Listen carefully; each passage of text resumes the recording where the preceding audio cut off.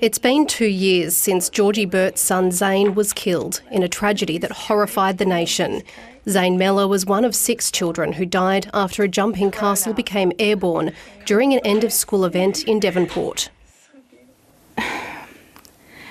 How do I do it? I don't know. I do not know how I live each day, but I do somehow, and my children give me strength, my husband gives me strength, and Zane gives me strength. Taz-Zorb, the operator of the jumping castle, was charged in November with health and safety breaches that exposed the children to a risk of death or serious injury. The maximum penalties are a $1.5 million fine for a corporation and $150,000 fine for an individual. I was extremely disappointed that these were the maximum penalties in Tasmania. I personally feel they are not enough. While we can't talk about this case because it's before the courts, there are questions about whether Tasmania needs stronger workplace laws to protect staff and others who engage with a business.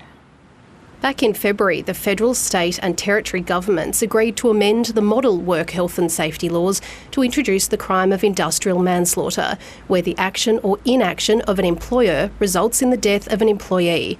The model penalties are $18 million for a corporation and 20 years jail for an individual. South Australia is the latest state to fall in line, passing its laws at the end of November, while the New South Wales government says it will introduce a bill to Parliament within the next 6 months. Commonwealth laws are set to be in effect by July. Tasmania's Workplace Safety Minister says she's seeking advice. In relation to hearing from people about what they think we ought to be looking at. There's the model law. It's set out for you. You don't even have to think too hard about it. You've got that there, and we should have it now. Give me a big hug. Georgie Burt hopes the Tasmanian government moves quickly. It has been torturous, and I really, really hope there is change.